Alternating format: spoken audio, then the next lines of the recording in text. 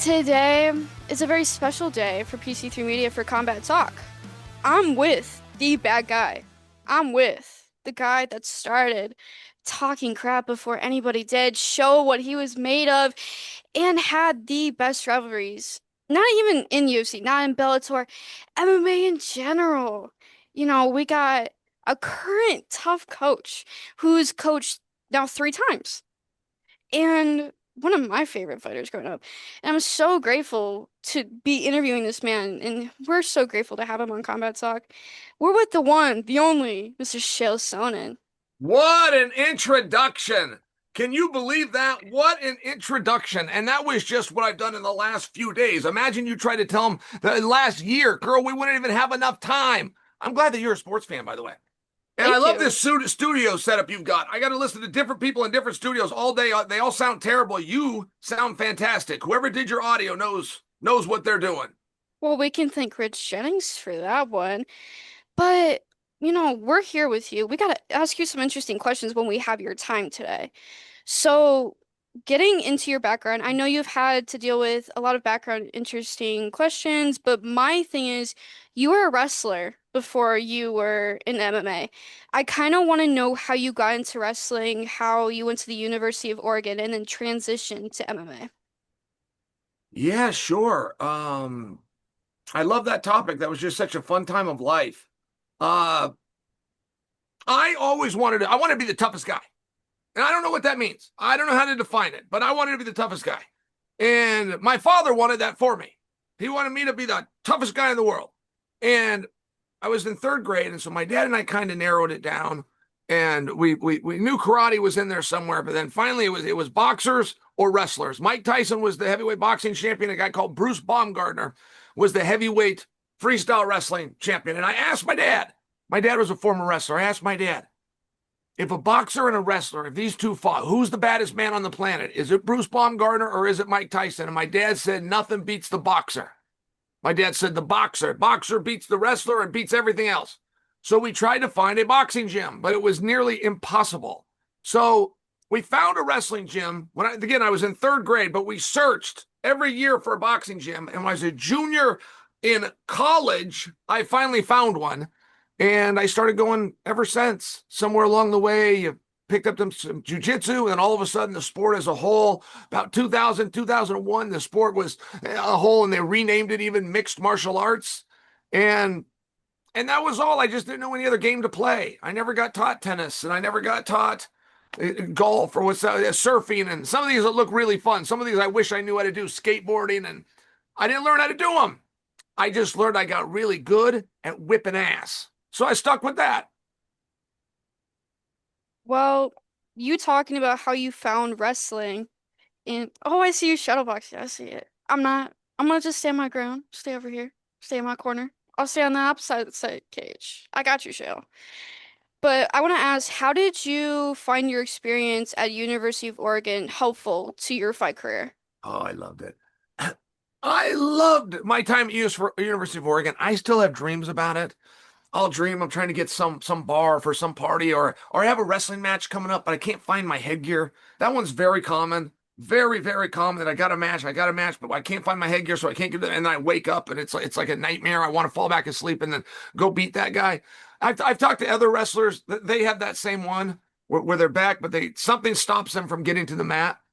At any rate, the U of O, we were just wrestling at that time, and the coach knew that I was a fan. He knew that I was a fan of this Ultimate Fighting thing, and it came on 2 or 3 times a year, or at least through the school season. There was 5 and 6 events the entire calendar year. No television deal, no mainstream coverage, just something known as pay-per-view. So you got to find somebody that's got pay-per-view. You got to bribe them into letting you come over and watch this action. And the coach knew that I enjoyed doing that. But he didn't know much more than that. He didn't know that I was having my own dreams, or that I was only coming to these wrestling practices to get ready for the next step, which was MMA, and in my case, the UFC. But I was. And there's parts of me that would understand where maybe focusing fully on wrestling at the time might have been better. But I couldn't do it that way, even if I could go back. I was such a fan, and my overall purpose on day one, much like with my father, was just to find out who the baddest dude in the world was. And as soon as I learned out it's not the wrestler, because that's not enough. It's the complete mixed martial artist. As soon as I found that out, my interest and dedication to pure wrestling kind of got up and walked out the door. Hmm. I like that. I like that. But what I want to know is when you went to the UFC and you're transitioning to the MMA world and you're starting getting your feet wet and stuff, and you're with Team Quest. Yep. My question is, Team Quest, they've been known for world-class fighters, including yourself. What was it like on a daily basis to be training with those guys at Team Quest? I have one regret for my time at Team Quest, which is I didn't document any of it. And right now, girl, I know how easy it would say your phone. Anyone's got a phone, they can start filming. But it wasn't like that back then. The smartphone didn't come along until 2009, if you can imagine. And you had to get a video camera, and it was a great big thing. And it usually had to be set on a tripod. If it wasn't, then some guy's got it over his shoulder and he's squinting this eye while he's looking through this eye. And then there's an editing process to VHS before you could get it to a CD, before you could give it to somebody and they could actually watch it. Like, it was a thing. And I do wish, going back, that I would have taken the effort to do that thing, that I would have just filmed some of these matches. I lost a teammate who was champion of the world, Evan Tanner. And I would just think of how many people would love to see the rise of Evan Tanner. Or even when Evan had the belt, he's in there sparring with Matt Lindland, Dan Henderson, Randy Couture. I think people would be very curious how some of those workout went. Dan Henderson versus Randy, me versus Dan Henderson, Matt versus me and Randy. Winner takes on Nate Quarry, and Matt Horwich is in the corner. Like, I think that people would love that, but now it's just folklore. It's stories that you tell, but it's hard to really bring people in on it. And Team Quest was such a special club, but I didn't know it. For me, it was just a club that was nearest to my house. It was a 30-minute drive. There was only one. I'm going there. When the reality was, it was a top 3 gym in the whole world. It also just happened to be easy for me geographically to get there. So I didn't really appreciate it until it was gone. Paulo Philo? Oh, I have to ask you something. I'm getting some direct questions. Paulo Philo from Yes, Paulo WEC. Filo. Yes. What was your time with him? I kind of want to know about that. What was he like around you? Like, what Well, was your experience with him? okay, so let me give you this. Paulo Filo did not like me. He looked at me as very disrespectful. I thought that Paulo Filo would really appreciate me. Hmm. And Paulo Filo was the champion of the world, but he wasn't just the champion. He also was ranked #1. And being ranked #1 and being champion, as much as you think they should be the same thing, they seldomly are. So you have your peers that vote, and they voted him #1, and then he actually won the title. So he's very respected. Anderson Silva was on that list. Dan Henderson was on that list. Matt Henderson was on that list. I was number 11 on that list. I mean, Paulo was supposed to be able to beat all of us. So I started coming at him pretty hard in the media. And I had a simple line. I said that I cut out a picture of him from a magazine. I put it on my shoe so that every time I take a step, I'm walking right on his face. That's pretty G-rated. This like upset him to a degree. He wanted to call the fight off because I had said this. This was so rude. And I thought it from a different perspective. I thought, look, you're the champion, you're the best, but you're not getting any attention. I can make you a main event. I can get that #1. I can get people looking at your belt. I can get people looking at the division. I can be a really great partner to you. But we don't have this talk. I just do my thing from my side of the world. He gets translated to him on his side of the world. You meet in the middle, which in our case was Florida, and all hell breaks loose between us. But the reality was I was a good partner. And he realized that about 10 years later. And about 10 years later, which brings us to about 2018, he made me a video. It was just a one-way. He made a video and got my number from a friend of a friend of a friend and sent it to me. And basically, he was very sweet, and he told me that in hindsight, he could see what I was doing for the sport and for him, and he thanked me, wanted me to let him know he appreciated it. Well, what I gotta know is, did he ever send you the title from Yes, WEC? He there, did. there's a restaurant. There's a restaurant right outside these doors. If I walk straight out, not even 100 feet, there's a restaurant. And that restaurant bought it and put it in a shadow box. They've got the belt, the gloves, the picture from that. And they got my gloves, his gloves, our belt, and the picture from it. It's a sports bar, Cooperstown. But yes, he did send me the belt. And I don't know if that was his doing or if Ed Soros made him, but either way, he sent me the belt. I'm glad to hear that. All beef is resolved, hopefully, till the meantime. But the one thing I gotta know is when you were in the UFC, when you first started out, UFC is known for having large crowds. What was that feeling your first fight in the UFC? You're coming out to that large crowd, you're like, oh God, there's a lot of people here watching me to fight. What was that feeling like when you come out and you're in that cage and cameras are on you? I know you're just trying to fight. I get it. I completely understand it. But what was that feeling like when you're coming out to that crowd for the first time? It was awesome.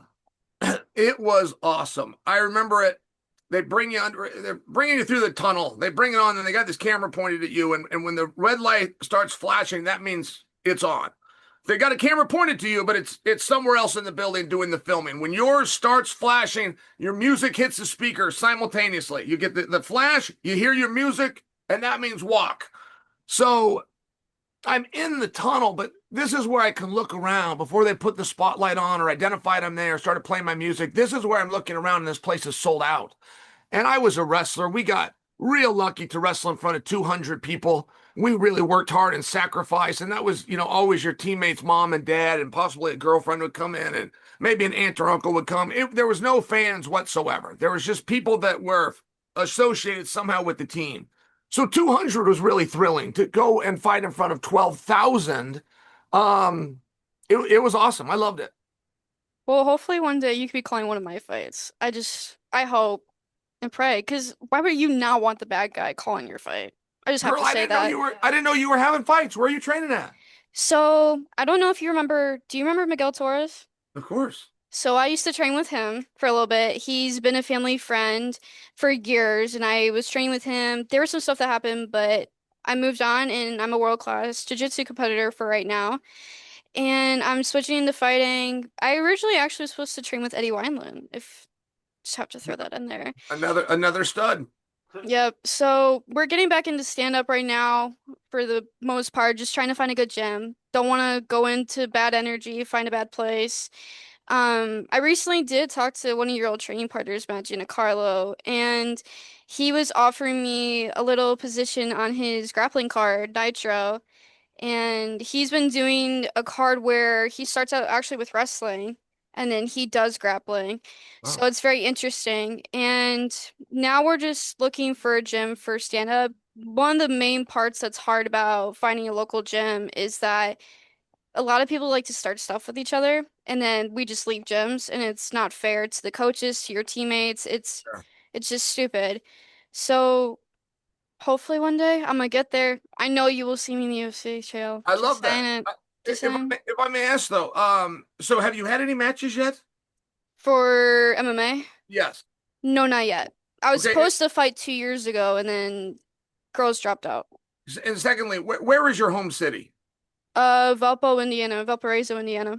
Indiana. All right. All Yeah. right. I'm gonna put my mind on this and see if I know anybody out there that maybe I could put you in contact with. It sounds like you're good with this, but Mhm. I'll look into this. I haven't thought of that part of the country. I appreciate that. I really do. And, we're gonna make this all about you. Can't just make it about me. We gotta give you some appreciation. The next thing I want to ask is your rivalries are probably the best known rivalries in this sport. The first one I have to talk about is Tito. And I know he's not the greatest guy to talk about. I have my biased opinion about him. I know you have your biased opinion about him. Fighting him, what was that energy like going into that fight with him in the UFC and then Bellator? Well, you got to understand, I had already competed against Tito when we were in college. He was at Bakersfield and I was at Oregon, and we competed. And that's not the same thing as MMA, but you're feeling a guy's strength and, what was his ability to game plan? What was his ability to show up for prepared? And I breezed right on past him. Now, I knew that in MMA it would be a little bit different, and I had been on a suspension. So coming back is always a difficult situation. Fighting a Bellator for the first time is a difficult situation. So when I lose that fight to Tito, like you don't want to be the guy that lost to Tito. No one loses to Tito. Tito sucks. I mean, he's terrible. It's a very bad feeling to be the guy that lost to the worst guy because that now makes you the worst guy. Like if I want to say those things about Tito, I gotta be able to wear that hat myself. And that was a great motivator. I mean, that got me up and that got me working and that got me training like never before and that got me coming back and beating world champions. But in that actual moment, it was so hard to be the guy that lost to Tito because he was such an ingracious winner. He would smear your face in it like the puppy that missed the paper. I mean, he was really a from a character standpoint, he was a very bad person. And he made it hard. He made it hard to compete with. Now, one more rivalry I just have to talk about. You coached on Tough Brazil against Vanderlay. And obviously, a lot of people know what happened on the show. Certain things happen. I have like a two-part question, but the first part we're gonna get into was you go into Brazil, and obviously we everybody that knows you knows the history. Maybe Brazil might not like you, Brazil likes you. You never know what's gonna happen. What was it like going to a different country? You're coaching that show, and you don't know if these kids can understand you. You're just trying to do the best you can. What was it like being alongside him? And try not to fight him at the same time, but you're also coaching your whole team. Yeah. So step one, my wife comes with me on this trip. And when we get off the plane at the airport, there's a 7-man security detail, but like straight out of the movies. They're dressed in the finest suits. They've all got the sunglasses. They've all got the earpieces. They're all lined up and they're waiting for us. And then outside, they have 3 bulletproof cars so that if anyone was trying to get us, they wouldn't know which of the 3 we were in, and they can separate and they can do these different. And I just said, hey, if this is necessary, if these 3 special services and 3 bulletproof vehicles, if this is necessary, why are we here? Like, what is it that we're doing? What is the big deal with this event being done now, or most importantly, being recorded here in Sao Paulo? We could take it to Hollywood and say we were in Sao Paulo. It's the beauty of TV. You can lie. Okay. So it was very tough. And the people did not have the world's best sense of humor. Again, the insults that I gave were very brash and mean for that time, but I never used profanity and I never threatened violence. The reality was my statements, much like I cut off a picture from a magazine, and so that every time I take a step, I'm walking right on his face. That's not very far. That's not very far to go. But at that time, that was further than anyone else had ever gone. So their sense of humor. While being limited, there was a situation where guns did get drawn. And it was Vanderlay and I. Vanderlay ends up attacking me, turns into a street fight. His team jumps in. I get 2 or 3 guys that are hitting me. They cut it off, edited it, made for pretty good TV. It did pretty good ratings. And by the way, I was fine.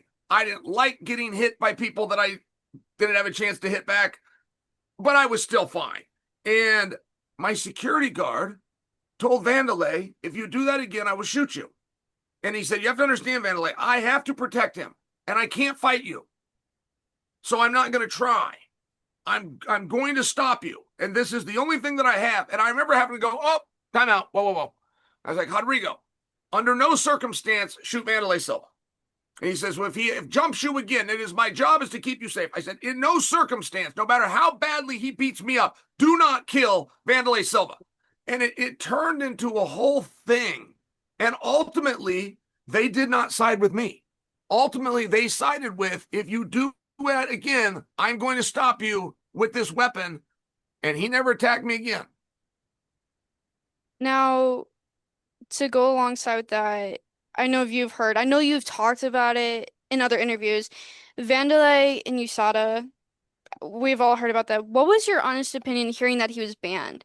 Because to me, I know in Pride, it was very obvious. I Sure, mean, you could clearly say that as a sure. fighter and as a human being, we can all clearly say that we've seen him do things. But what was your reaction ultimately when you hear he's banned from USADA? Like he's banned from ever fighting again. Not that he should have fought again at that point, We but were all learning the USADA rules together. That's one of the things that was very tough. They had a caveat in there, and you get so we get overseen by a commission, but the commission will take direction from USADA. So it felt like USADA was on top, even though the official paperwork was commission on top. We don't deal with USADA at all, but USADA will feed the commission. So fine, but the commission themselves did not know the rules.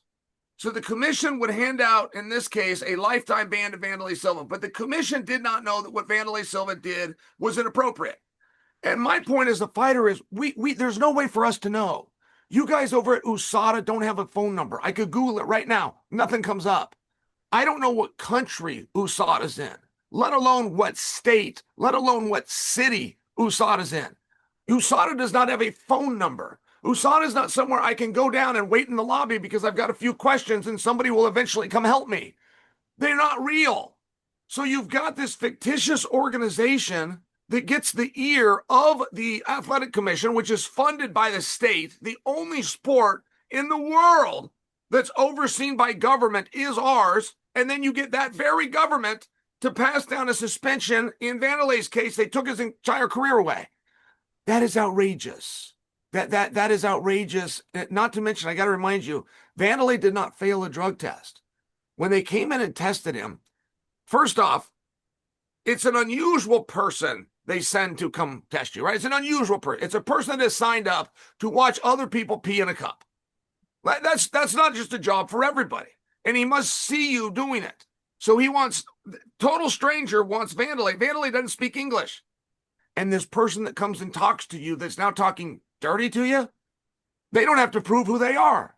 They don't have an ID. They don't have a badge. They don't have an office they can call.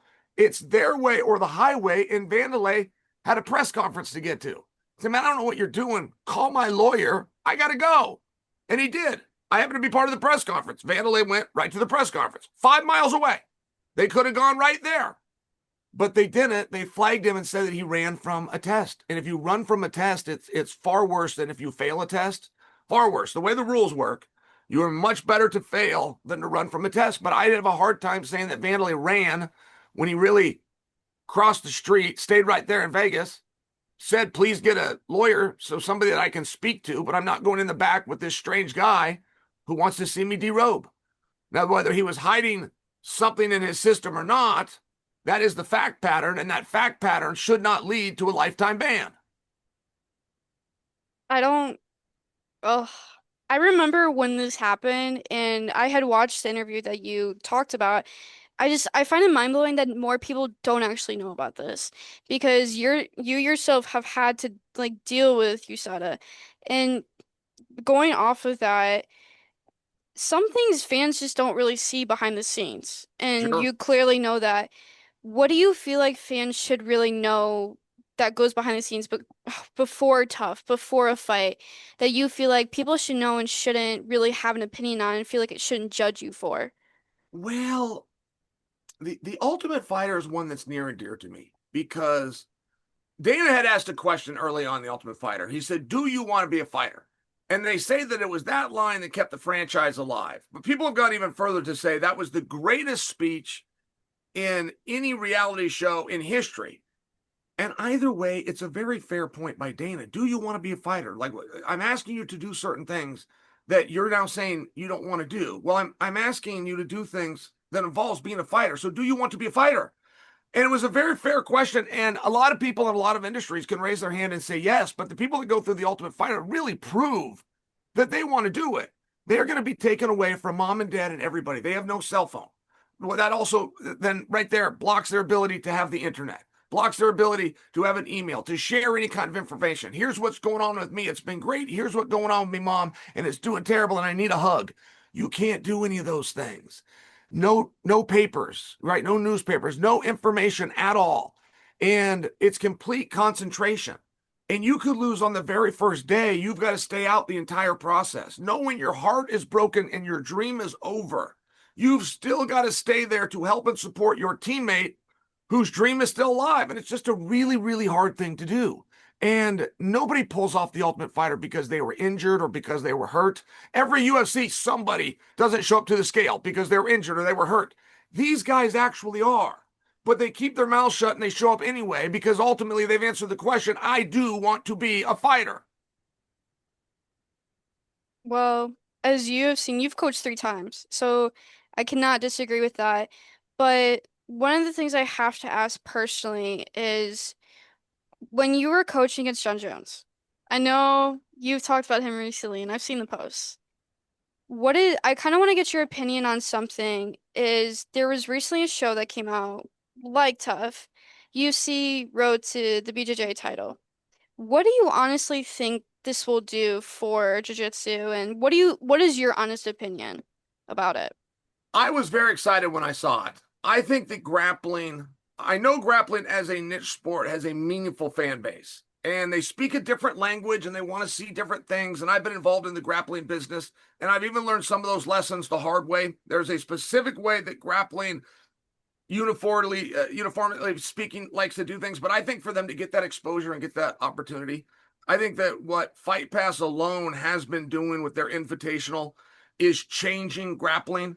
I mean, some of those guys, those top guys, can earn a living. This used to just be some extra money or some gas money or a little bit of money for your hobby. They can actually earn a living doing this. I think Fight Pass deserves a ton of credit. And if they're going to take this kind of a risk, copy that format of the Ultimate Fighter, one that they already own, and they've got the athletes, I don't really see how they could do anything but succeed. And I'm speaking as a fan, I could tell you I'm going to watch it.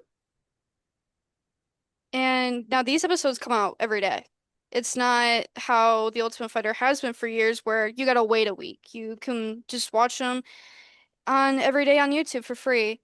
But the last question that I have for you is, how did pro wrestling help you during your fights? Like, how that did that influence you? I was a pro wrestling fan, but I would always read that my fandom was much larger than it was. I had never followed sports, but I've never seen a Super Bowl, just for example, but I've seen every political debate across the country. It could be two senators in New Hampshire on C-SPAN that nobody else knew was running. I'm watching it. And I know a fight is taking place. And I know one of them is going to leave the winner and one of them is going to leave the loser. But the irony is they're never going to touch one another. And those are the things that I studied. And those were the people that I learned to be like. I would appreciate when somebody could chop somebody up and never have to put a hand on them. And there's a lot that goes into it. It requires some thinking. It requires preparation. I've had people tell me that before. You had that memorized, or you pocketed that answer. You knew that question was going to come, and that's why you gave that answer. And I would always think, well, of course I did. I would never show up somewhere unprepared. If I had a chance to prepare, I would always choose to prepare than to be unprepared. So the man on the 6 o'clock news, your local politician that was able to get his way, create a fear, use it largely through words instead of actions, they had a lot more appeal to me and influence over me than professional wrestling. But there was some guys in pro wrestling, and I did like it. That's true. Do you think, honestly, like, I know I gotta close the interview, but you're known for your trash talking. And a lot of people know that. I think Colby Covington's gotten that from you. Conor McGregor's gotten that for you. That's my personal opinion. People can say whatever they want about you, but I'm gonna say it just to clear. You've had Colby Covington's right alongside you on the show. You know how this is my last final question because I gotta know this. Colby Covington's known as being a rude person because I don't want to cuss and say what I actually want to say. But he's taken from you. He's taken the crab talk and taken it to a certain extent. I think through the show we've seen that he's actually a decent person. He is a good coach. How did you get him on the show? Like, how do you actually know him? Yeah, girl, you would love him. You would love him. He treats people right. He truly is a nice guy. You're a little younger and female, so he'd be a real gentleman in your presence, hold the door, these types of things. But I met him when he was 11 years old, and it was a kids wrestling tournament. And I used to have a kid. We would take him on. I had a kid named Isaac Reichen, and we would battle against Colby. And when he got into college, I went and started training with him. And when he got out of college, He then came and started training with me. I was in MMA, but wanted to sharpen my wrestling skills. He was a great wrestler and wanted to learn MMA. So we go back and forth and try to help the other. And we're both finding good levels of success. And I guess I've just always appreciated him. Whenever I have a chance to speak about Colby or speak about some of our history, I take it. And so when I called him and said, hey, I'm doing the Ultimate Fighter, and I need to bring in the absolute best coaching staff, are you available? The answer was no. His schedule was full, but he would change that schedule and he would be there for me. And he was. And he was worth his weight in gold. Those guys loved him. But he treated them very special. He did not treat them like teammates. He had a real big brother feel. He would come in and put his arm around a few guys and really make them feel good. Well, I appreciate you for your time, and I appreciate this whole interview. It's been a dream come true as someone that does the sport and as a host. And hopefully one day we get to actually meet in person. Maybe we can talk trash to each other, maybe. I don't know. Girl, We'll you are test awesome. it. You are awesome. So, But since you're going, is it all right? Can I tell you a new joke that's been going around? let me end the recording before you say that, No, because I don't know. keep the recording Oh, going. No, okay. so the kids can. I just want everybody to hear. It's a new joke. It's very famous. Here's how it goes. What is 6 feet tall, charming, and disappears in an instant?